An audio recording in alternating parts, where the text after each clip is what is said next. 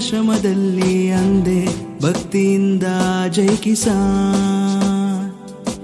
ನಮ್ಮ ಜೀವದ ರಕ್ಷಣೆಗೆ ಕೊಟ್ಟ ಪ್ರಾಣಕ್ಕೆ ಬೆಲೆಯಲ್ಲಿ ಅಂದೆ ಗರ್ವದಿಂದ ಜೈ ಜವಾನ್.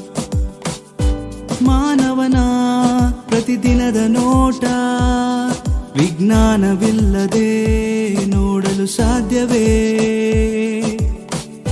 ಸೃಷ್ಟಿಯ ನಿಯಮವ ನಮಗೆ ತೋರಿದ ಗುರು ದೈವವು ವಿಜ್ಞಾನವೇ. ಜೈ ವಿಜ್ಞಾನ್ ರೇಡಿಯೋಗಾಗಿ ಮಾರ್ಕೋನಿಗೆ ನಮನ. ಜೈ ವಿಜ್ಞಾನ್ ಟೆಲಿಫೋನ್ಗಾಗಿ ಗ್ರಹಂ ಬೆಲ್ಗೆ ನಮನ.